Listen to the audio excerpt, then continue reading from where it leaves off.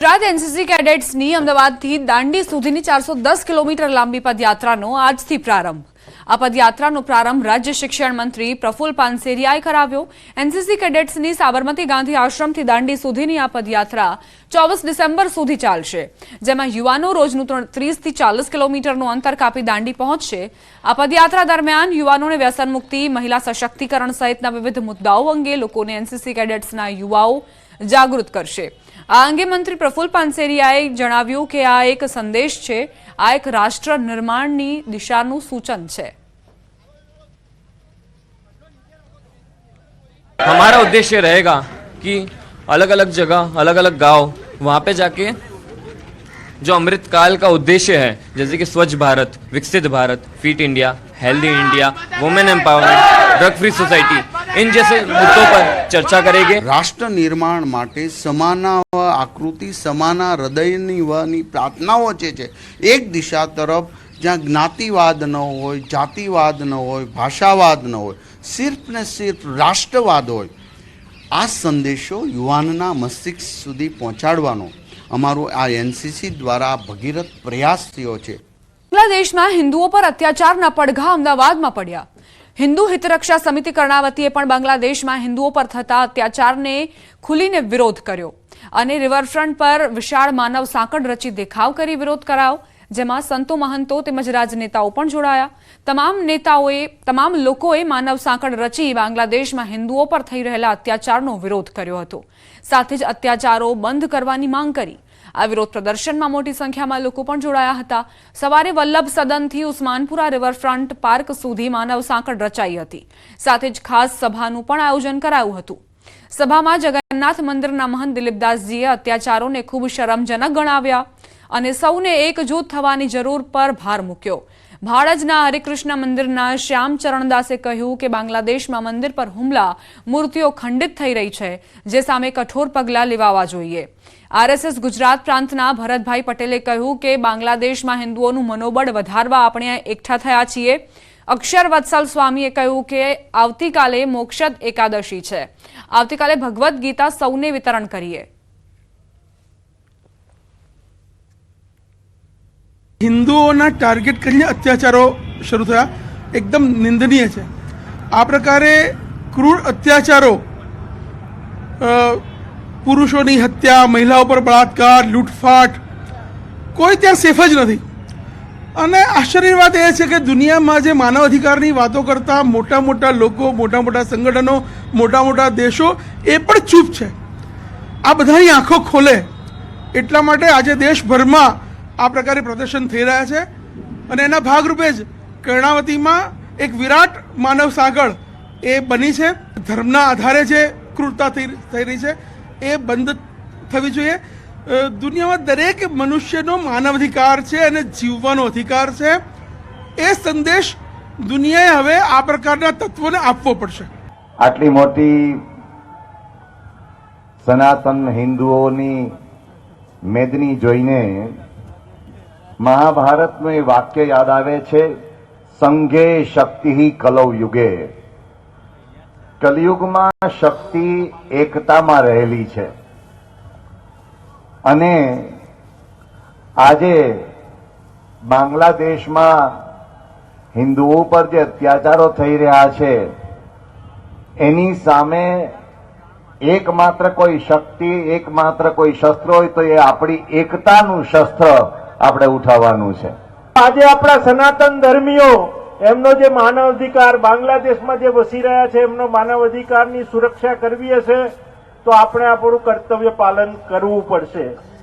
આપણે કઈ ત્યાં બાંગ્લાદેશની અંદર જઈને ત્યાં ઉત્પાત કરનારાઓને ઉપર તો આપણે જઈ શકવાના નથી, બોર્ડર ક્રોસ કરી શકવાના નથી, પરંતુ ત્યાં રહેલા હિન્દુનું મનોબળ વધારી શકીએ છીએ કે અમે તમારી સાથે છે. સંપૂર્ણ સનાતની સમાજ બાંગ્લાદેશના પીડિતોની સાથે છે એ રજૂ કરવા માટે આપણે અહીંયા એકત્ર થયા છીએ. એ આપણા માટે, હિન્દુઓ માટે બહુ શરમજનક વાત છે.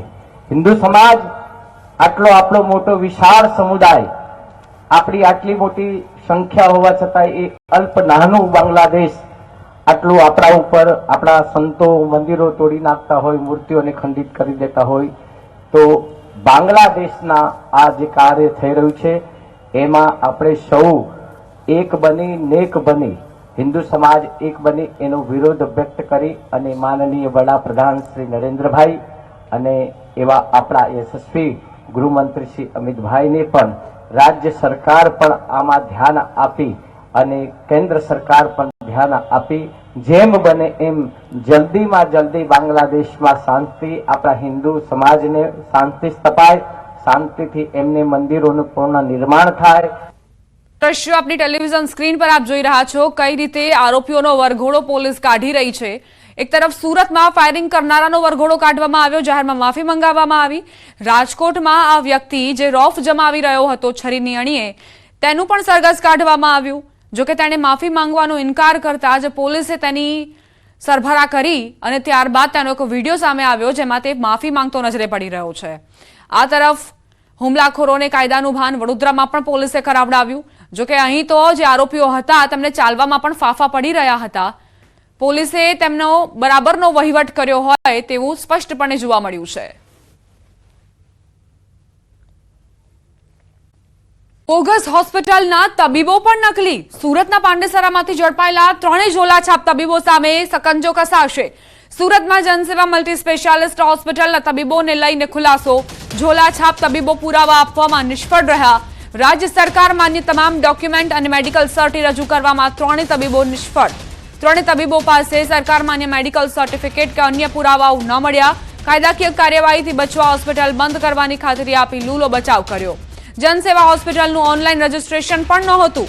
જિલ્લા કલેક્ટરની અધ્યક્ષતામાં નિમાયેલી કમિટી હવે પોલીસ વિભાગને રિપોર્ટ કરશે.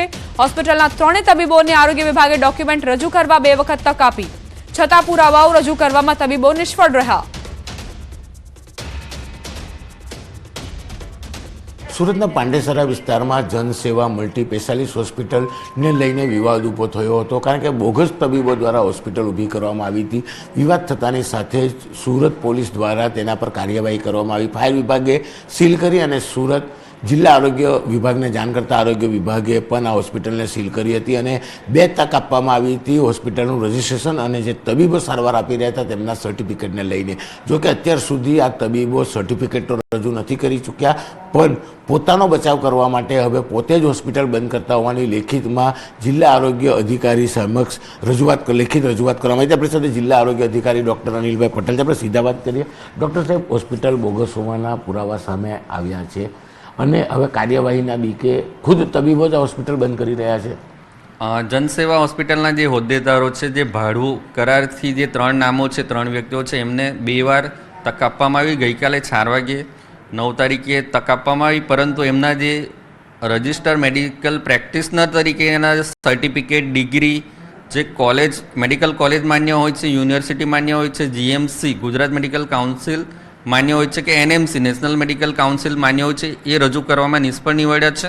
એટલે એમની પાસે કોઈ ડિગ્રી છે નહીં જે દર્દીઓને સારવાર કરવા માટે જરૂરી હોય છે. અને અંતે એમણે 30/11/24ના રોજનો જે ભાડા કરાર છે એ રદ કર્યો છે એવું અમને રજૂ કર્યું છે અને હોસ્પિટલ બંધ કરવા માટે એમને રજૂઆત કરી છે. અમને સાહેબ, સાદી ભાષામાં કહી શકાય કે તબીબોએ સર્ટિફિકેટ નથી રજૂ કર્યા એટલે એ બોગસ હોવાનું વાત સામે આવી અને હોસ્પિટલના પુરાવા ના આપી શકતા હવે ખુદ જ બંધ કરે છે, એટલે કે આરોગ્ય વિભાગ એક્શન ના લઈ શકે. એટલે ટૂંકમાં હોસ્પિટલ બી બોગસ, તબીબો બી બોગસ.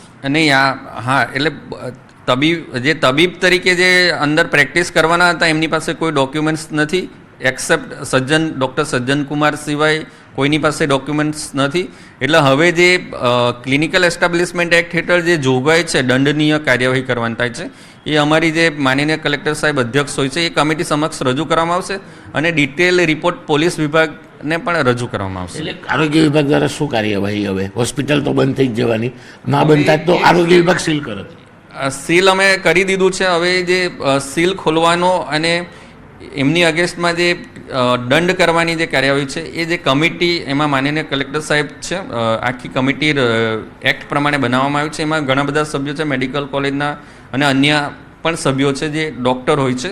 એમની સમક્ષ આ મુદ્દો આખો રજૂ કરી એમને જે પણ દંડનીય 5,000થી માંડીને 25,000 લાખ સુધીનો દંડની કાર્યવાહી કરી શકાય અને હંમેશ માટે આ હોસ્પિટલ શરૂ ન કરી શકાય એવી કાર્યવાહી કરવામાં આવશે. કેમેરામેન ભરત બ્રહ્મભટ્ટ સાથે કીર્તેશ પટેલ, ન્યૂઝ 18 ગુજરાતી, સુરત.